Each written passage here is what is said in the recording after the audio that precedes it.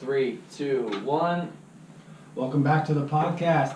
I'm here with James Up and Jay Up. Whoa, whoa. What's up, guys? And I'm Travis Sutton. Hello. We're doing rookie profile today. We're hitting another running back out of Miami, Mark Walton. Nah, the U. What is he, 5'10", 202? I guess. This was the funny part, yeah. It's all over the place, isn't it? All of his At the combine, his measurables. 5'10", 188. Speaking of the combine. So, wait, what? You figure it out. I don't know. I'm on the NFL draft profile, NFL.com, from the combine. Is the combine results though? You might be in the wrong spot. Maybe 5'10", 188. What do you got? I don't think that's right. I think it's 5'10", 202. I think that's what it was. I also have 5'10", 200. So yeah. And speaking of the combine, that kind of hurt him as far as his 40 time, because he got hurt this year, early in the year, 2017, hurt his ankle, played through a couple games, ended up getting surgery. Says he could have played in the Orange Bowl, but he didn't because he is declaring for the NFL draft, which he did. So I think that was kind of a concern. He did run a 40 at the combine. Pro day. He might have. He probably should have waited for the pro day. But he ran a 4.6, and I think that kind of dropped his stock a little bit from the pro day. But as far as his skills and traits and attributes, I see a guy that doesn't really run, through the tackles necessarily. I think he's more of a pass catching kind of guy in space. At least that's what he was kind of before he got hurt. I hear he's compared to Duke Johnson, but that's a pretty lofty. Duke Johnson's pretty good. James White, Lamar Miller, like that type. Like a good pass catching back that can run the ball, but I don't think he's an every down back by any means. But he's very good at running sweeps and hitting the corner because there's no decision to make. I keep reading that, and I keep seeing that when he tries to run between the tackles, not only is his size a disadvantage, but he lacks the vision of where the crease is going to be and hitting the hole. But when they run him outside, it's basically like there's no decision to make. Like, you're running to the left, here's the ball, hit the corner and get on the outside and go, which is where he excels at. So I don't know if it's a vision thing or if it's an instinctive type of thing that's kind of holding him back, but when he runs between the tackles, he's just not the same back. He's a complete opposite of Josh Adams, who we did earlier today, of he's running up the middle. Mark Walton's definitely better on the outside. So it reminds me of like a Darren Sproles type. The thing is that you don't have a whole lot of tape on him from this last year because of the ankle injury, and that's one of the things that kind of raised a red flag for me. He's going to be dropping because of that? Well, he says it's behind him. Like, he says the ankle injury is behind him, but he says he's 100%. Like, he says it's behind me and I'm good to go. But then, like, even at the combine, he doesn't run the 3-cone drill, and then at the pro day, he doesn't run the 3-cone drill. And that's for agility, and the one thing you're using is cutting.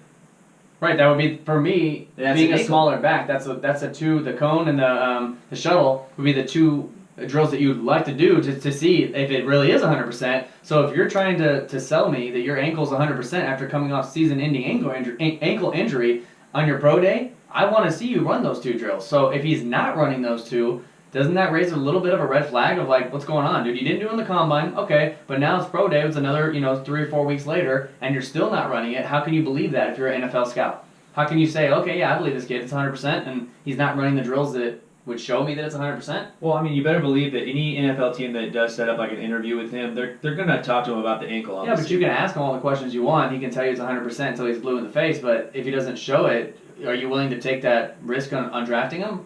You don't think they'll bring not like, drafting him doctors to ever. check out the ankle or like that? Or you think it's going to be like a... I don't know. I mean, I've had back problems my entire life, and if you look at an MRI, there's sometimes there's stuff that doesn't show up, but it doesn't mean that there's no pain there. It doesn't mean that there's not nerve damage or there's not cartilage damage or something that maybe isn't coming through on the MRI. So you can do all the tests you want, but the actual player, I want to see it. Did you stay at a Holiday Inn last night?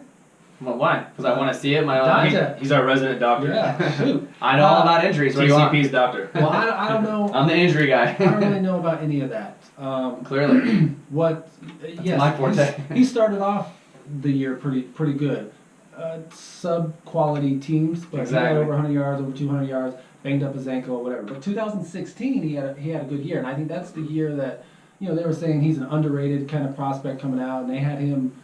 He had some games where he was being thrown around in conversation with some of the top backs. Do you think he should have came out? Like that. No, I don't think he should have came out because by all accounts, he was coming back again for another, decent year. He just got hurt. I mean, and the way the season started in 2017, it looked like he yeah. made the right decision. Like, yeah, this kid should have stayed one more year, and he was just annihilating. Obviously, he played the I Cook. don't even know if he could have came out after that year. I don't know Right. if he's eligible or not. Right, but I don't think it hurt him by coming back. He just had a freak injury or injured his ankle. Like you said, he got hurt in the Toledo game, which was the third game of the season. Second game. Duke game was the third game, I believe. Okay. And he hurt it again, and then against Florida State, he hurt it That's when he got again. carted off. And then they decided, they're going to give him surgery. He's going to have season-ending surgery. So yeah, I think it's a wash. You got to look at 2016, but yeah, you also have to. It's almost like I don't know if I want to draft him. Like when it comes to, I think an NFL team will think the same way, and they'll put him through, I'm sure, different tests and be able to have a lot better look at that kind of stuff than us, obviously. But as far as fantasy, I don't know if I want to draft this guy if it comes to me and he's in that range of those guys that are in that range, without having seen how he plays after that surgery. I 100% agree with that. I feel the same way. Like I want to see this kid do good, and I want to see him come back from this ankle injury. But the truth of the matter is that we haven't seen anything really since that ankle injury. And I thought that the pro day would have been the perfect time, and he didn't really improve on his 40 time. He ran a 4.6 at the pro day, and he had a 31.5-inch vertical, and his broad jump was a little over 10 feet. But the thing with me was the 3-cone drill. Like, I want to see what his agility looked like, because if you're going to be a pass-catching back, that's the one thing you kind of have to have is a little bit of agility. He's not going to be a between-the-tackles guy. The broad jump was a little bit less than 10 feet, right? I'm sorry, a little less. I'm sorry. He ran a 4.6 again at his pro day? Yes. That's the number I have. I saw two numbers. One said 4.5, one said 4.6. Yeah, 4.6. 4.6 is what he ran with the hand clock. Right. Obviously, it's not computerized. Correct. I mean, yeah, that's kind of, he's a tweener size anyway. I mean, you would hope he's a little Short. faster than that. I don't know. Maybe this is kind of a narrative. I like narratives sometimes. Yeah. Maybe it's like you don't want to do the 3-cone kind of in front of everybody in case it's not so well. But when you actually go and have a meet with a team, maybe that's when you're going to try to show off this kind of stuff. Make sure you're in a much better place. I mean, guys like Corey Davis last year, he didn't do stuff because his ankle was messed up. Yeah, but if you have something to prove that, again, his ankle, that you want to make sure that it's healthy, like you have to do those things. Like it can't. Like, what's the worst? Okay, would it hurt him more if he had a bad time than just to not do it at all? Because if he doesn't do it at all, like a lot of teams won't even look at him. They're like, okay, I got a guy that's 100% healthy that I know, and like whatever, Josh Adams.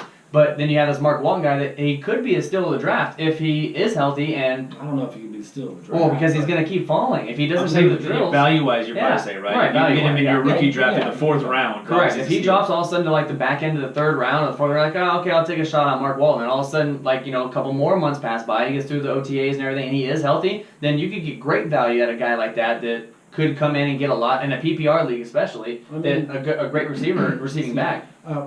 4th round, he's almost an auto pick if he gets too far back. I'd say back in 3rd. If it pans out, it pans out. If it doesn't, it doesn't. It's if it's a late pick like that, then yeah, it's an auto pick, and you're not really losing anything if it doesn't work out. For sure, and if he does pop, then it's a great value. Yeah, you can definitely increase that. But to me, the way I kind of look at him too is that we talk a lot about dynasty, obviously, with these leagues, and especially with the rookie draft coming up.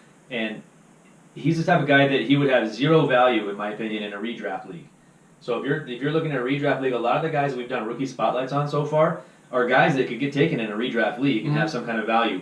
Mark Walton, I don't see that. He's definitely a dynasty. To me, he's kind of a project. He's like a wait and see. He's definitely someone's going to be sitting on your taxi squad for a while, if not the entire year, once he gets drafted in your rookie draft. But he is somebody that's going to get drafted in a 5-round rookie draft for a dynasty. And I think as far as teams, like they already have the tape on this kid, and if they think whatever they think about him doing a couple things at a pro day or the combine, I don't think are really going to make or break whatever. But I do think he can hurt. I think guys can really, more than they can help themselves sometimes, I think they can really hurt themselves by having a bad show.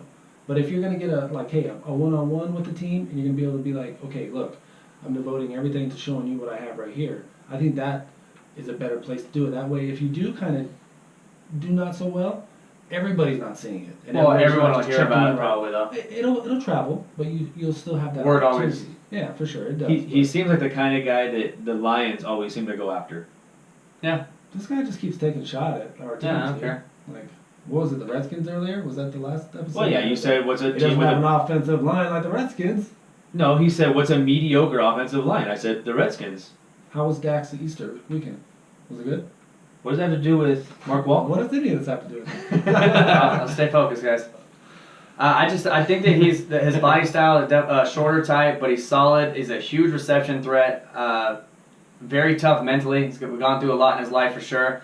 But I just think that the PPR upside of this guy, if he lands on the right team that already has the first and second down big back, and he's going to be the third down option, I think that in a year, like you said, he's probably sitting on your taxi squad as like a project, but I think he could be up there with like the Terry Cohens and the guys at James White's, Lamar Miller maybe. Probably that's a little lofty for Lamar Miller, but I think that in the right situation, he could be a decent running back after about a year. But I don't know, I just think that he needs to stop dancing so much and stop being like indecisive and just go with it. Like NFL is going to be a little bit faster or a lot faster than college. And if you can't make the decision in college of where you're hitting the hole when you're running between the tackles, and then you go to the NFL, like he's going to struggle. Plus he's a little undersized. Like is he going to be able to block well enough in the NFL level on a third down and long when they put him in there? Is he going to be able to stop that linebacker that's coming up the middle full speed? And I want to see it. And it sucks because he only had 3.5 games really, and he rushed in those 3.5 games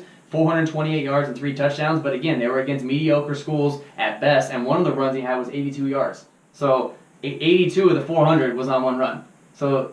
But yeah, it was only a couple games. It was still a good start. Bethune-Cookman, like who? What? Yeah, it was a gimme. And then he played Duke, and he rushed for 50 yards only, and then Florida State, he had 25 yards. So he had a bum ankle.